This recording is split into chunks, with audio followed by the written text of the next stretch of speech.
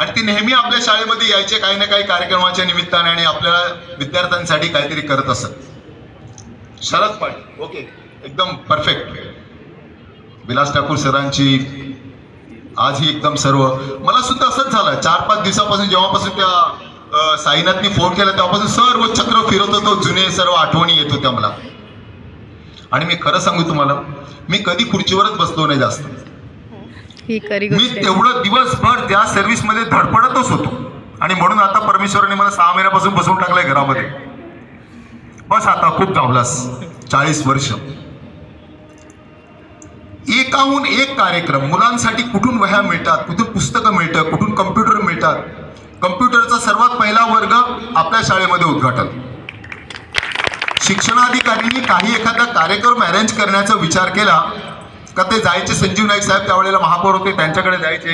ते सरळ सांगायचे, जा शिक्षकांच्या शाळेमध्ये तिकडे नियोजन करा. आणि संपूर्ण शिक्षण विभागाचं नियोजन माझ्या देखरेखीखाली आपल्या शाळेमध्ये व्हायचं. शाळा क्रमांक 23 मध्ये त्या काळामध्ये एकदम परफेक्ट नियोजन.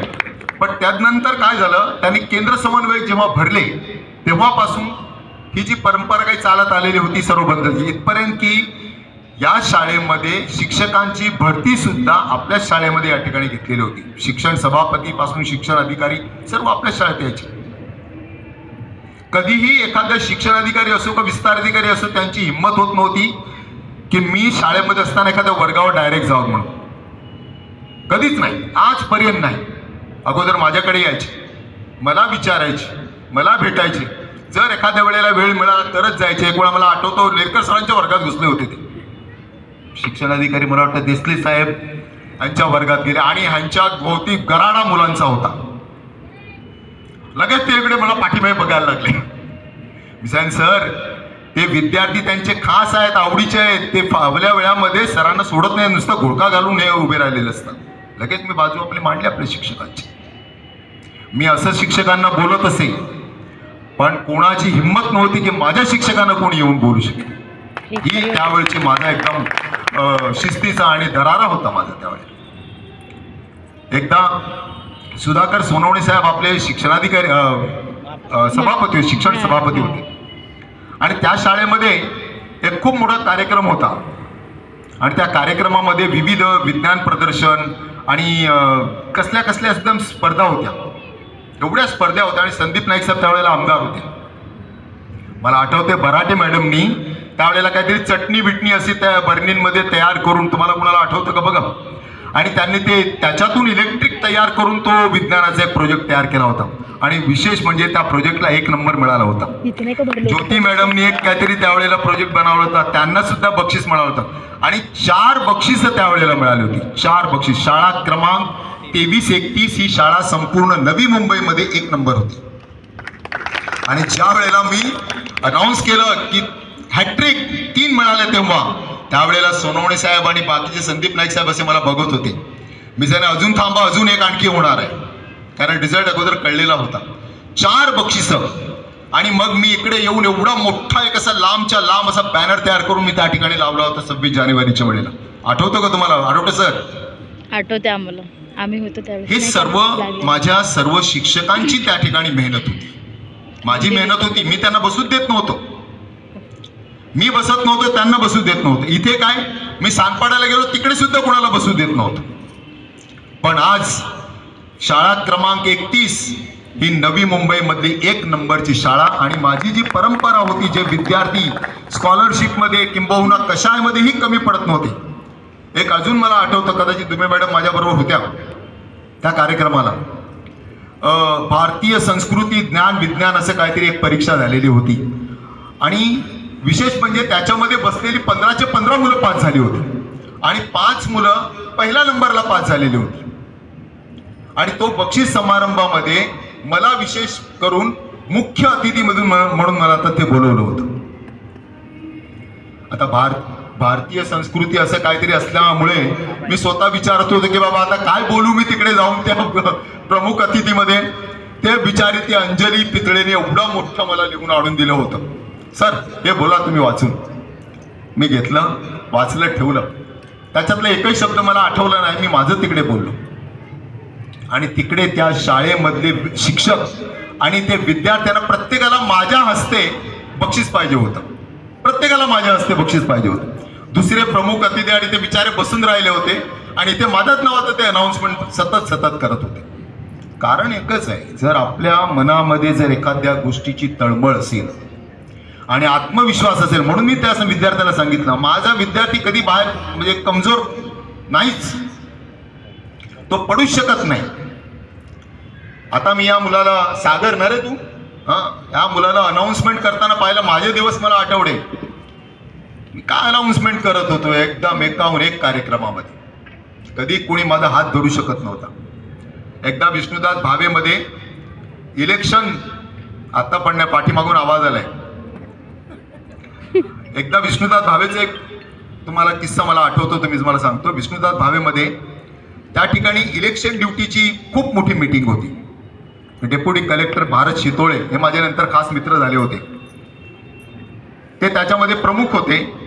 सर्वांना इलेक्शन ड्युटीमध्ये फुल एकदम भरलेलं होतं विष्णुदास भावे आपल्या वाशीचं. शिक्षकांची बाजू मांडणारा कोण संघटनेमधून कोणीच नाही, कोणाची हिंमत नाही जाऊन तिकडे बोलायची. आणि जाधव म्हणून आपले त्यावेळेला उपायुक्त होते, त्यांच्याकडे आपला शिक्षणाचा चार्ज होता. आता ते मंत्रालयात आहे, संजीव जाधव. आणि मला बोलवलं, त्या शेख सरांना पाठवा इकडे म्हणे. मी गेलो आणि खरोखर मी तुम्हाला सांगतो 15 मिनिट बोललो आणि आपल्या त्या टाळ्यांचा एवढा कडकडाट झाला होता त्या ठिकाणी की आजही मी ते विसरू शकत नाही. एवढी सुंदर बाजू. शिक्षक आणि विद्यार्थी याच्याशिवाय दुसरं काय सुचतच नव्हतं. घरामध्ये माझ्या बोंब मारायचे. आता मला दुबे मॅडम विचारलं, आता घरी काय व्यवस्थित आहे का? मी व्यवस्थित काय, आता 6 महिने घरी बाजूलाच बसलोय. तर सांगण्याचं तात्पर्य असं आहे की ज्या वेळेला एखाद्या कार्य करत असताना आपण आपलं परफेक्ट काम करत असतो, त्यावेळेला आपल्याला थोडंफार घरचं जे आहे ते त्याग करावा लागतो.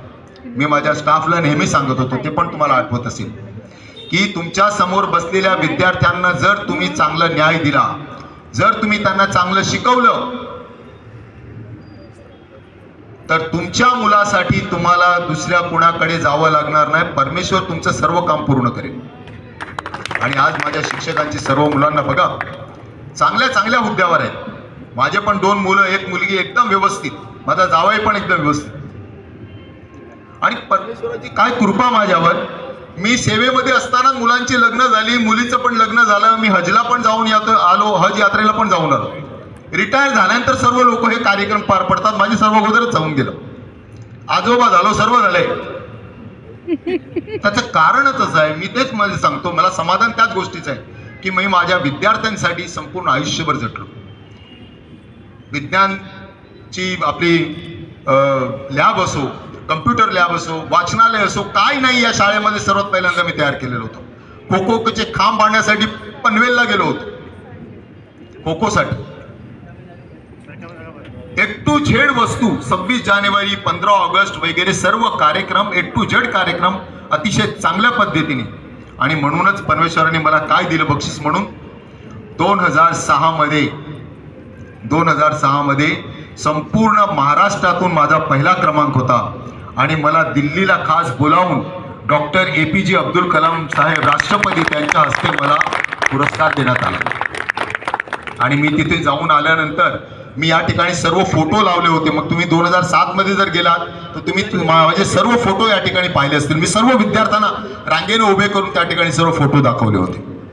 माझ्यासाठी अजून काय हवं आहे? किती अभिमानाची गोष्ट आहे की मला परमेश्वराने भरभरून दिलेलं आहे. कोणत्याच गोष्टीची कमतरता नाही. आजही मी पायाचं दुखणं रडत नाही. मला जिथे जायचं असतं माझ्या घराच्या समोर गाडी उभी करतो, जिथे उतरायचं तिकडे दारामध्ये गाडी उभी करतो, तिकडे काय असेल ते करून परत येतो.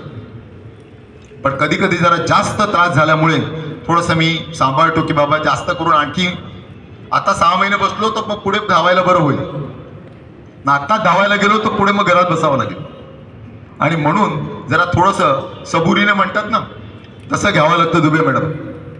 नाहीतर तुमच्या त्या काल परवाच्या कार्यक्रमामध्ये मी निश्चित आलो असतो. कोणी येवो का नाही येवो, मी आलो असतो त्या ठिकाणी. पण माझ्या अशा कंडिशनमुळे मी येऊ शकलो नाही. खूप आठवणी आहेत. मला भरभरून म्हणजे खूप मला समाधान झालं की आज माझे विद्यार्थी एवढे सुंदर आहेत. त्या साईनाथबद्दल आणि या मुलीबद्दल श्वेतालीबद्दल खरोखर मला खूप अभिमान आहे की या मुलांनी आज तुम्हाला सर्वांना जोडलं. इकडे नाही. वेगवेगळे जी फुलं पडलेली होती त्या फुलांना गुंफून त्याने एक भला मोठा असा हार तयार केला आणि त्याचं एक फळ या ठिकाणी आपल्याला आज दिसते आहे. खूप सुंदर कार्यक्रम अरेंज खूप सुंदर केलेला आहे आणि मी परत सर्वांना तुम्हाला पुढच्या तुमच्या ह्याच्यासाठी भविष्यासाठी तुम्हाला सर्वांना आशीर्वाद देतो आणि परमेश्वराजवळ प्रार्थना करतो तुमची अशीच प्रगती होत राहो आणि तुम्ही अशाच प्रकारे शाळेमध्ये येऊन सर्व आपल्या टीचरांना भेटून दुबे मॅडमना भेटून शाळेच्या काही समस्या असतील ते सोडवण्याचा प्रयत्न करावा अशी मी तुम्हाला एकदा विनंती करतो. जय हिंद, जय महाराष्ट्र.